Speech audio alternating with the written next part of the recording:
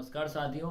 आज मैं आपको 4.3 का पूरा इंट्रोडक्शन लेकर आया हूँ। ठीक है, ये मोस्ट इंपॉर्टेंट है। इसका एक क्वेश्चन याद रखना, फाइनल पेपर में आपका आता ही आता है। ठीक है, एनसीईआरटी के लिए भी और सीबीएसई क्लास 10th क्लास के स्टूडेंटों के लिए भी ये मोस्ट इंपॉर्टेंट एक्सरसाइज है। पहले इसका बेसिक करेंगे, उसके बाद मैं आपको इसके एक्स्ट्रा क्वेश्चन कराऊंगा। ठीक है, सबसे पहले याद रखना पड़ेगा आपको, इसमें आपको पहली चीज क्या पढ़नी पड़ेगी, विविध कर। विविध कर को इंग्लिश में क्या बोलते हैं, डिस्क्रिमिनेट। याद रखना, इसको किससे दर्शाते हैं अपन, डी से। याद रखना किससे, इसको डी से आप डिनोटेट करते हो, याद रखना पड़ेगा।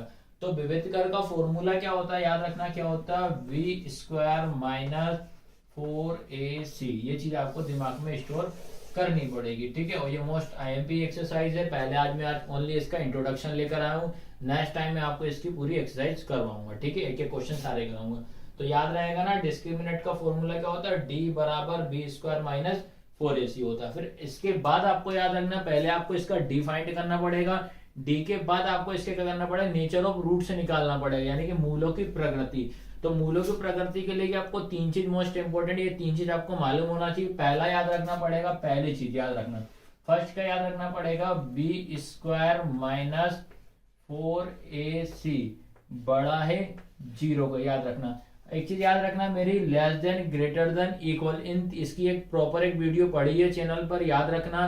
तो जरूर जाके उसको चैनल को जरूर देख लेना, उसमें चैनल में जाकर इस वीडियो को, तब आपको ये बेसिक पूरा क्लियर हो जाएगा। ठीक है, तो याद रखना ये आपके बड़े का साइन होता है, पहला नंबर।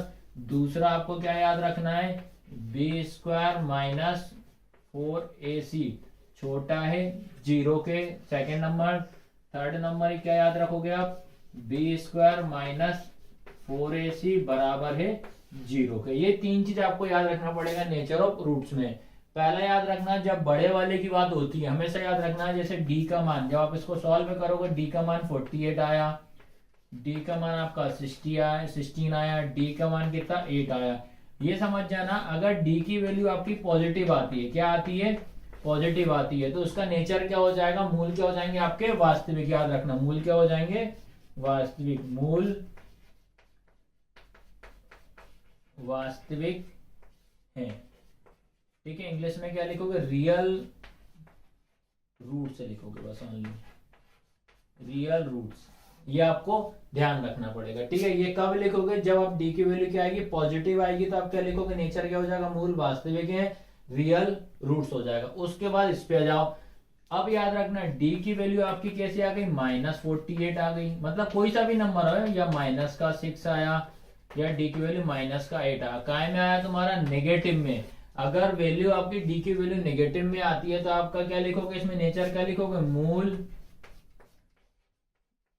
वास्तविक नहीं है।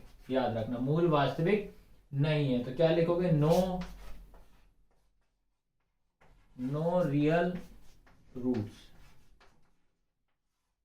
ये आपको ध्यान रखना पड़ेगा। ठीक है, सेकंड याद रखना, सेकंड क्या लिखोगे, अब याद रखना, इसमें डी की वैल्यू जो रहेगी आपकी इक्वल आएगी। ठीक है, जैसे 8 इक्वल 8 आ जाएगी, या 0 इक्वल 0 आ जाएगी, या 16 इक्वल 16 आ जाएगी। मतलब वैल्यू कैसी आएगी, इक्वल, मतलब बराबर आएगी। ठीक है, तो इसमें क्या लिखोगे, मूल वास्तविक, क्या लिखोगे इसमें लाइन, मूल वास्तविक तथा बराबर। क्या लिखोगे, तथा बराबर। आया समझ में कि नहीं आया, इसमें क्या लिखोगे, real roots, real and equal roots. ठीक है, ये याद रखना, ये पूरा मैंने आपको पूरा बेसिक बता दिया है। ये एक्सरसाइज करने से पहले इसको आप अच्छे से देख लेना। वीडियो कैसी लगी, लाइक शेयर और सब्सक्राइब करना, ज्यादा से ज्यादा तक ये चीज आपको ध्यान रखना है। धन्यवाद।